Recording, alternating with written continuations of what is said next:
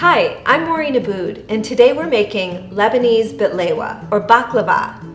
This is one of my favorite desserts. It's a lot of fun to make, but it tastes so good. It's so rich and delicious. It's a special occasion dessert, something to have for the holidays or anytime you have a big event.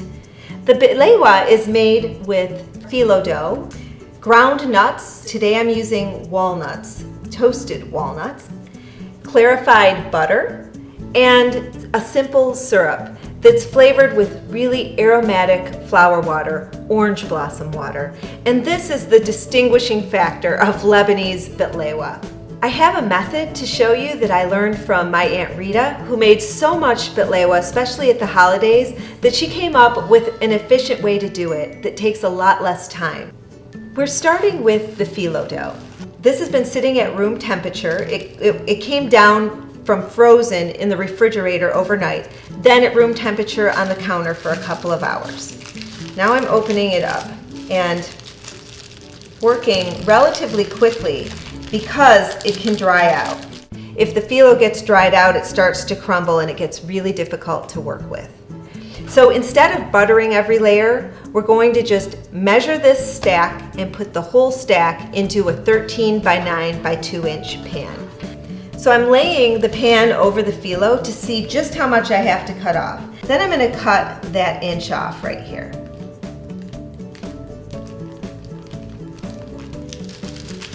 Now we take the pan and lay the entire stack into the pan. This is the moment where we've really made a departure from the classic way of making BAKLAVA or baklava, because we've put all the phyllo from one packet into the bottom of the pan rather than putting one at a time in. You'll see this is very thin, delicate layers of pastry, and typically those are buttered one by one and put into the pan. Takes time. So instead we've taken the whole stack, measured it, and put it into the pan like that. This is the secret of Aunt Rita's efficient way of making BAKLAVA, and a way that I love. The nut filling goes in next. Just spread these evenly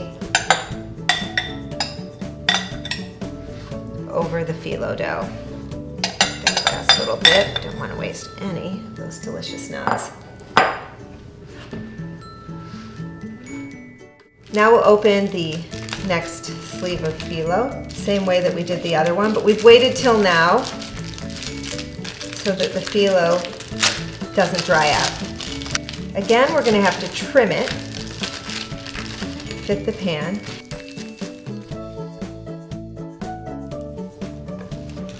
All right, I'm going to lay this entire stack over the nuts. See, that's okay that we lost one, because you can just set it in there. It just doesn't matter because that's covered up and it's underneath.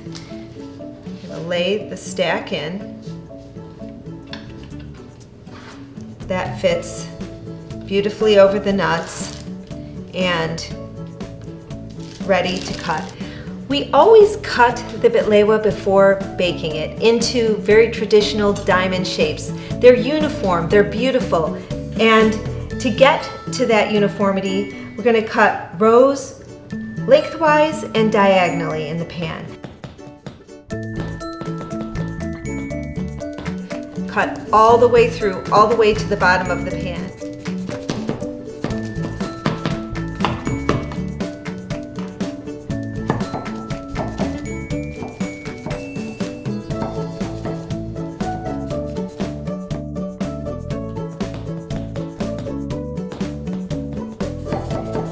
If you see the top layer beginning to get dry and crack a little bit, don't worry, it's going to be fine.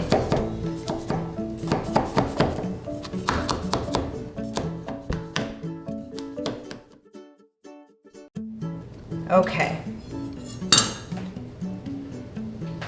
Now, this very special moment we've all been waiting for, at least that I've been waiting for, and that is to pour the clarified butter over the phyllo entirely. This is about 3/4 cup clarified from a pound of butter. Look at that. So it looks like it's resting on top. It is for just a minute here, and then it's gonna seep down into the cuts. Into the cut. And I didn't get exactly evenly, so then I'm just taking it and moving the butter around in the pan. So it gets all over the phyllo and there's no dry spot really. I think sometimes Aunt Rita used a little more butter because she said if it looked too buttery when it was baking, you can just pour some of the excess off and don't worry about that either. Okay, this is beautiful. And now we're gonna bake it in a preheated oven to 350 degrees. It smells amazing in the kitchen, doesn't it, Dan? Oh, it does smell great. That brought Dan right here when he could smell the BAKLAVA baking. It's been in for about 45 minutes. Let's take it out. We're gonna check the doneness and make sure that it's deep golden brown, very deep golden brown. That looks perfect to me. Oh, it smells great too. Doesn't it smell great? great? It does. The key here is to make sure that it's brown all the way down into the cut lines. And then the syrup. This is the orange blossom syrup, which is so wonderful, and it's been chilled. You have to put cold syrup on the hot pastry. That's a must. So we're gonna pour it on, and let's just listen to the beautiful sound, the music that this makes.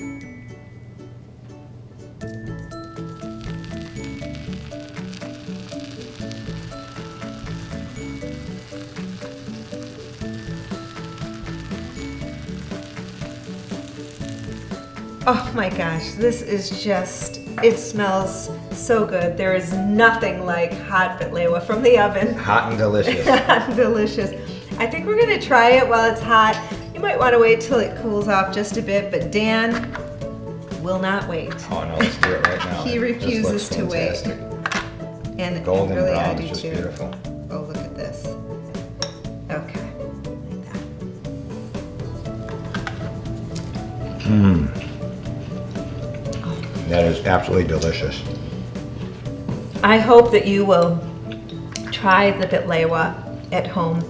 You can use this wonderfully simple method, cut the diamonds out and put the pieces on a plate to serve. It's just a very special, special treat.